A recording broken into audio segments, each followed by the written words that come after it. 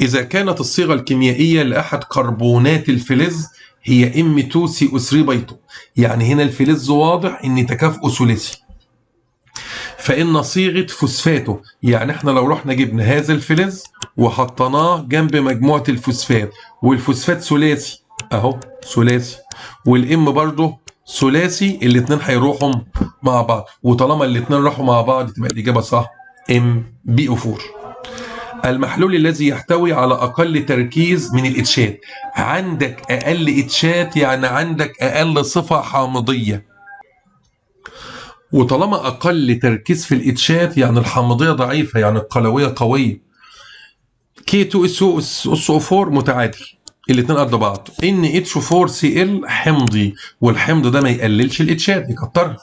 AlNO3 حمض برضه، لكن FeBr3 حمض برضه. قال لا، 3 حمض وواحد متعادل، يبقى دي الإجابة الصح. ليه بقى؟ ما هو الحمضي اتشاته كتير، الحمضي اتشاته كتير، الحمضي اتشاته كتير، وانا عاوز اتشات كميتها قليله، يبقى انت لازم تدور على واحد قلوي، ما تلاقيتش يبقى متعادل. عند ذوبان كربونات الصوديوم وده ملح قلوي التأثير، يبقى لازم البي اتش تعلى. أسئلة سريعة نحلها بسرعة لأن هي سهلة. أي قاعدة مما يلي لا تكون ملحا قاعديا. قاعدة بس لما تيجي تخلف ملح ما بتخلفوش قاعدي، يبقى أكيد قاعدة غلبانة، قاعدة ضعيف، فدور في الإجابات على قاعدة ضعيف. قوي قوي قوي هي الوحيدة اللي قاعدة ضعيف. أي حمض من الأحماض، أي حمض مما يلي لا يكون ملح حامض، واخد نفس الستايل. طالما أنا حمض ومش عارف أكون ملح بصفات حامضية يبقى أنا غلبان، يعني أنا حمض إيه؟ ضعيف. أدور في الإجابات على حمض ضعيف. حمض الفوسفوريك، أيوة حمض الفوسفوريك من الأحماض الضعيف، وطالما حمض ضعيف مش هيقدر يكون الصفة الحامضية الموجودة. بس وأنا ببص كمان لقيت مين؟ أيوة لقيت حمض الكربونيك، وحمض الكربونيك برضه ضعيف، يبقى السؤال ده فيه غلط. ليه؟ لأن هو جايب اتنين، الاتنين يقدروا يكونوا صفات ضعيفة من الأحماض، وبالتالي ما يكونوش ملح حامضي، يبقى هو اللي غلطان في السؤال. السؤال اللي بعده بيقول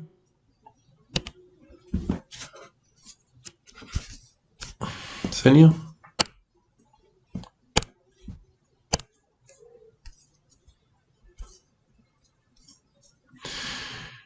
يمكن الحصول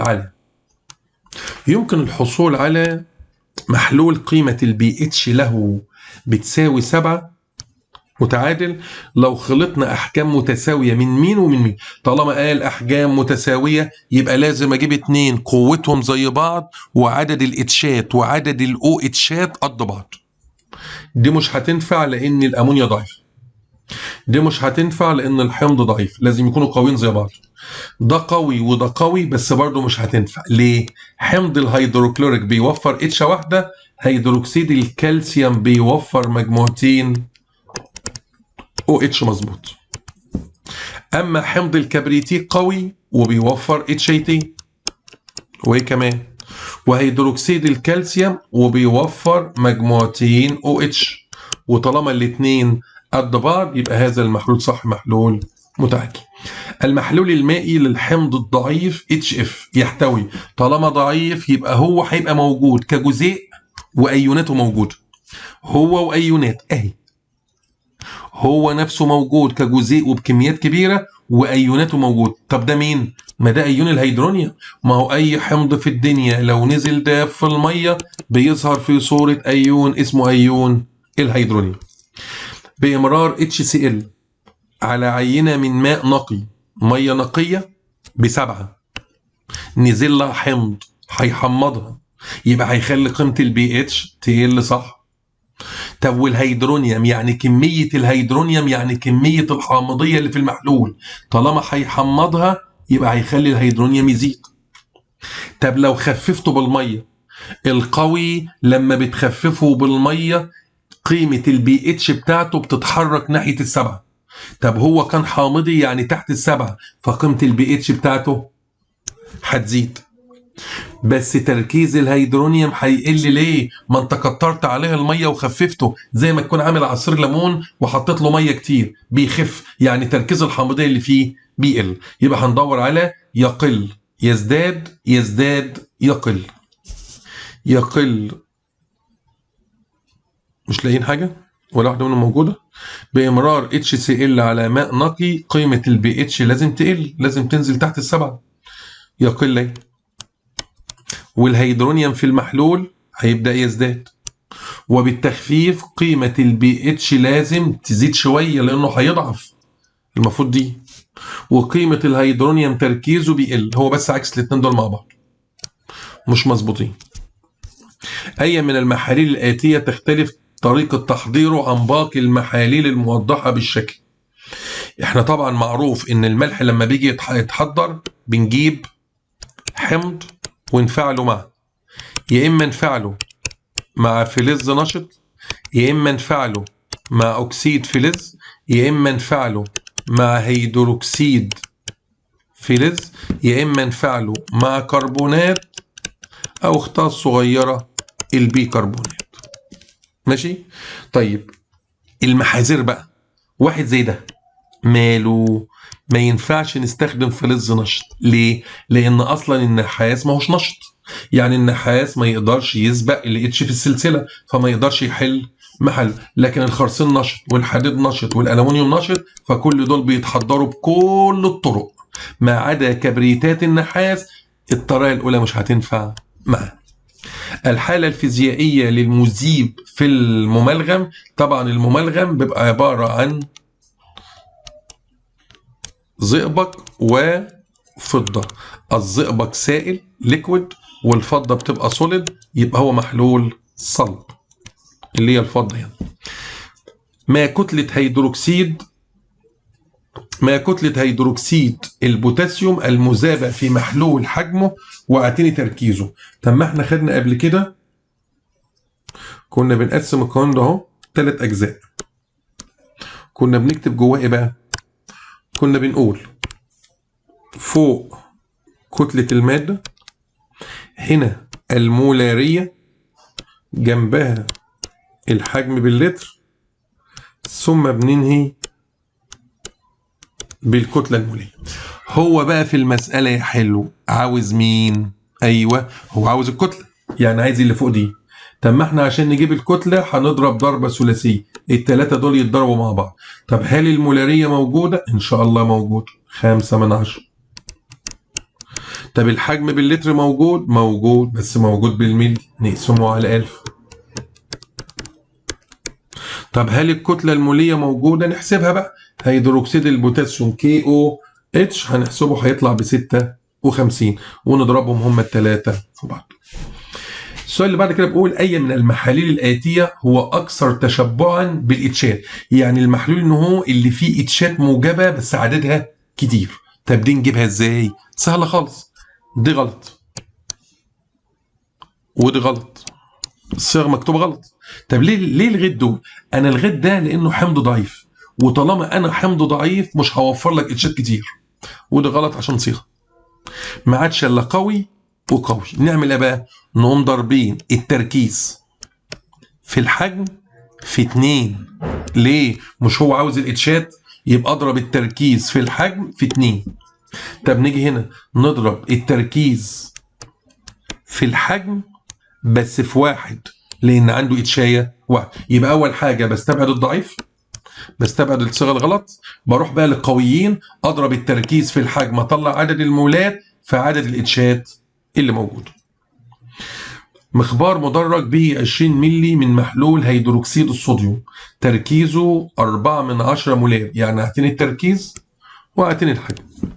يكون مقدار الزياده في قراءه تدريج المخبار إذا أصبح التركيز 1/10. هو كان تركيزه 4/10 بقى تركيزه 1/10، يبقى احنا يا حلو كده عملنا عملية اسمها عملية تخفيف، يعني ضفنا مية. القانون بيقول إن تركيزك لما يتضرب في الحجم قبل ما نخفف هو نفس التركيز لما يتضرب في الحجم بعد ما نخفف. قبل ما نخفف كنت انت 20 وكان تركيزك 4/10. بعد ما خففنا بقى تركيزك 1/10. يا ترى حجمك بقى كام؟ ما ده الحجم الجديد بعد التخفيف. 4/10 في 20 يبقى ب8 على 1 يبقى فيها 80. يبقى الحجم الجديد هيطلع، وانت كان الأول أنا كنت 20 وبقيت كام؟ بقيت 80. يبقى أنا زدت 60 ملي أهي. 60 ملي يعني 6 من 100 لتر. هو طبعا بيضحك عليا بدي. يبقى دي مسألة تخفيف. تركيزك في حجمك قبل ما نخفف بيساوي تركيزك في حجمك بعد ما نخفف. الشكل البياني المقابل يوضح درجات التوصيل الكهربي ل4 محاليل مختلفة، وهم المطلوب بقى من خلال الشكل. طبعا أقل واحد في التوصيل B ده سكر الجلوكوز. تاني واحد في التوصيل هو الدي، والضعيف هنا هو المحلول الأمونيا لأنه قلوي ضعيف، صح كده؟ ما عادش معانا في التوصيل الا اتنين قويين سي واي، صودا كاويه وهي NaOH، ونترات الباريوم BaNO3/2. الاتنين شقوقهم قويه، بس الاخ ده زي ما انت شايف ما عندوش الا 2 ايون بس، لكن الاخ ده نترات الباريوم عنده 3 ايون، واللي عنده ايونات اكتر تبقى توصيلته للكهرباء اكتر، واللي ايوناته قليله يبقى توصيل قليل. يبقى احنا عملناها بالتدريج. ازاي؟ خلينا السكر يتحط فين؟ اضعف حاجه، ثم الامونيا لانه قلوي ضعيف مش هيعرف يوصل كويس، ثم بعد كده حطينا الصودا الكاويه عشان عندها 2 ايون موجودين، ثم اخر حاجه حطينا نترات الباريوم عشان ايوناته عددها كبير. مظبوط. السؤال اللي بعده بقول ما حجم الماء اللازم إضافته لمين؟ إلى 500 ملي من محلول مولاري. طالما يا حبيبي أنت بتضيف مية يبقى هنقعد نقول كل شوية إحنا بنخفف، يبقى لازم نكتب قانون التخفيف اللي هو التركيز. أيوة، في مين؟ في الحجم قبل ما نخفف بيساوي التركيز في الحجم بعد ما نخفف، يعني عدد المولات ما بتغيرش.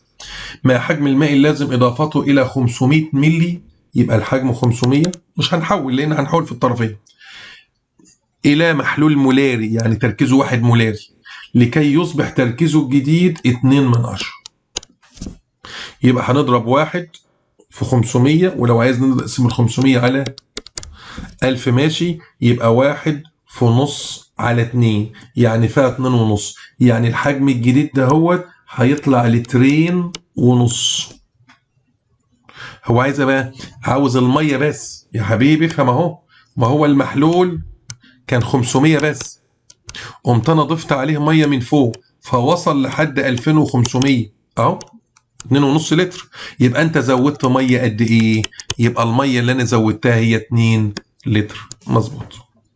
السؤال اللي بعده بيقول اي من الاشكال الاتيه يتأين ولا يتفكك؟ يعني يدي موجب وايه وسالب. طب خلي بالك، التأين دائما خاص بالمركبات التساهمية، التفكك خاص بالمركبات الأيونية. التأين يعني تنزل في المية وتطلع موجب وسالب لأول مرة في حياتك، لازم تبقى تساهمي. كلوريد الصوديوم مركب أيوني يتفكك، هيدروكسيد الصوديوم مركب أيوني يتفكك، لكن HCl مركب تساهمي قطبي، يبقى هو اللي بعرف يتأين. التساهمي بس اللي بعرف يتأين.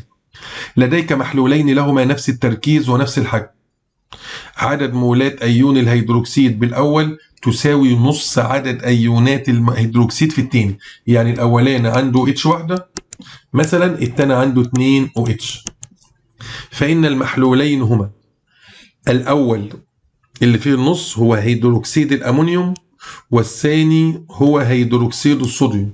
خلي بالك ده ضعيف مش هيعرف يتأين أصلا كويس، لكن ده متأين تأين تام، يبقى الفرق بينهم فرق كبير. احنا ممكن نجيب 2 قويين بس واحد عنده الاو اتشات قد التاني مرتين، يعني بص على الصيغه دي كده، ده هيدروكسيد الصوديوم NaOH OH وحده. هيدروكسيد الباريوم قوي بس عنده مجموعتين OH، وبالتالي اللي هيكسب مين؟ هيدروكسيد الباريوم هو اللي عنده مجموعتين.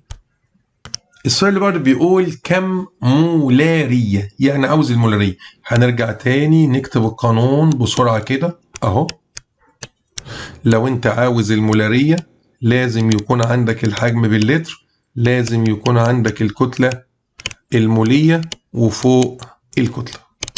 طلباتك قال لي انا عاوز المولارية، قلت له ماشي سهل. 9/10 جرام يبقى الكتلة موجودة 9/10 من NaCl، هنحسب له الكتلة المولية هتطلع 58.5. 100 ملي من المحلول نقسم على 1000 فالحجم هيطلع 1/10 بس، ونقول 9/10 في البسط على الاتنين دول، مسألة مباشرة. أيا من المحاليل الآتية يكون تجمده -585. طبعا احنا عندنا قانون اسمه قانون درجة التجمد. درجة التجمد بتساوي ايه؟ بتساوي عدد مولات الأيونات في المولالية في -186. ده قانون. هو عاوز مين اللي هيديني الدرجة دي؟ طب ما انا اعوض في المنطقة دي بالرقم اللي هو جاي ازاي اهو. احط هنا الرقم اللي بيقول 5/5 سالب. عدد الايونات معرفش، المولالية مفهمش، -186. هو بقى بيفترض معايا هل ينفع دي الإجابة؟ طب ده عنده كام أيون؟ 2. إنهم حاطين مكان كلمة الأيونات دي هنا 2 وتركيزه 1 مولات، إنهم حاطينها 1 ونضرب 2 في 1 في -186. لو الناتج طلع اللي هو قال عليه كان بس أنا بالبصة كده دي اللي هتطلع إجابة صح. ليه؟ أولا عنده 3 أيون، نمسح دي كده أهو، عنده 3 أيون وعنده المولالية 1 في -186 فتطلع الإجابة مظبوطة. في الشكل الموضح إذا كانت المحاليل لها نفس التركيز فإن المحاليل التي تدل على الحروف B والحروف A. طبعا مشكلة السؤال هنا إن هو مش موضح بالظبط العلاقة كام، يعني هو حاطط إن درجة الغليان هي بتزيد بس بقى كل واحد واقف عند كام هو مش محدد. هو بقول لك ان انا هاخد 2 مول على لتر، ده التركيز بتاع الماده الاولى، ومن الماده الثانيه هاخد 4 مول على لتر، يعني كلوريد الصوديوم بدي 2 ايون، سكر الجلوكوز بدي 1. ماشي، 2 في 2 ب4، 1 في 4 ب4 قد بعض ما تنفعش. كلوريد الصوديوم بدي 2 في 2 اللي هو تركيزه ب4. نترات الالومنيوم بتدي 4 في 4 ب16 بعيد قوي. محلول كربونات البوتاسيوم بتدي 3 في 2 ب6. نترات الألمنيوم بتدي 3 في 4 ب12. هي هنا مشكلة أصلا ما احناش عارفين هي الأرقام دي واقفة عند كام، يبقى السؤال دوت مش دقيق مش كامل صحيح. أي من المحاليل الآتية متساوية التركيز درجة تجمده قليلة. كلمة درجة تجمده أقل افهم معناها يعني درجة التجمد نزلت بكمية كبيرة، يبقى لازم المادة اللي أنا أدور عليها في الاختيارات يكون عندها عدد كبير من الأيونات. مين أكتر مادة عندها أيونات؟ هنا 2، هنا مفيش لأنه لا إلكترولايت، هنا 3. هي دي، ده اللي عنده أيونات كتير يبقى ده اللي هياخد درجة التجمد وينزل لتحت كتير. الجدول المقابل يوضح قطر دقائق بعض المخاليط بوحدة النانو. أي من هذه المخاليط يمكن تمييز دقائقه بالعين المجردة. طبعا النانو احنا من أول 100 نانو نازل بتبقى المادة نانوية، صعب إن احنا نشوفها. ماشي، هو بقول طبعا احنا عارفين الغرويات بتبقى بين 1 وال1000، فدي بين 1 وال1000 بنقدر يبقى المادة الغروي دي بقى ايه؟ 1200 ملايين. كل دول في منطقة ما بين 1 وال1000، ودي مواد لا يمكن رؤيتها بالعين ولكن يمكن رؤيتها بالميكروسكوب. لكن 1200 ده يبقى دخل في منطقة المعلقات، وطالما معلق بيرى مباشر بالعين المجردة. ما المخلوط الذي يمكن فصله باستخدام ورقة ترشيح، يبقى اكيد راصف ومي. نحاس ومحلول مائي، ده محلول مائي دايب، ونحاس ماده صلبه مش دايبه. محلول مائي من اتنين هنتفصلهم ازاي؟ ميه وكحول الاتنين سايلين، ايثيلين وكحول برضو وميه اتنين سايلين، يبقى ينفع ماده صلبه وماده سائله. كل المخاليط الآتية تعبر عن حالة وسط بين الحقيقي والمعلق، يعني الغروي يعني. ما عدا واحد من الأربعة دول ما ينفعش من الغرويات. الزيت وخل ده غروي، الدهانات غروية، الدم غروي، ده أمثلة. لكن الكيروسين والملح مش هيتخلطوا مع بعض، يبقى ده معلقات. دي الإجابة. في الدائرة الموضحة أي من المحال الآتية عند وضعه في الكأس يعطي أقل إضاءة؟ طالما أقل إضاءة يبقى إلكترولايت ضعيف. قوي قوي قوي، سهلة دي. ضعيف. أحفظ بس ضعيف زي مين، تتلاقي السؤال فريرة بالجو. أي من هذه المحاليل الآتية هيكون جيد التوصيل للكهرباء؟ نشوف كده. كلوريد المغنيسيوم بيوصل، ده بوصل كويس. السكر ما بوصلش، الجلوكوز سكر ما بوصلش، اليود ما بتأينش، يبقى كل ده ما بوصلش، يبقى اللي هيوصل مين؟ كلوريد المغنيسيوم في المية. إذا كانت درجة تجمد 1 مولالي من كلوريد العنصر هي كذا، أو صيغته. طبعا احنا قلنا درجة التجمد بتساوي عدد الأيونات في المولالية في -1/86. نعوض يلا عن درجة التجمد. درجة التجمد 372 بإشارة سالب. عدد الأيونات ما نعرفش، التركيز قلب 1 -1/86. يبقى س هتساوي، هنقسم الرقم ده على الرقم ده هيطلع فيها الاتنين. يبقى العنصر اللي أنا بدور عليه عنصر تكافؤه أو عنده 2 أيون، يبقى اللي عنده 2 أيون هو XCl2. X أيون وCl أيون. أي المحاليل الآتية هو الأعلى في درجات الغليان اللي عنده أيونات أكتر؟ كلوريد الذهب عنده 4، الحديد 2 عنده 3،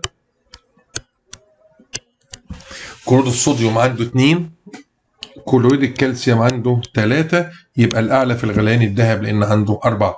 ترش كمية كبيرة من الملح طبعا على الطريق عشان درجة التجمد بتبدأ تنخفض، يبقى الانخفاض درجة تجمد المحلول الملحي.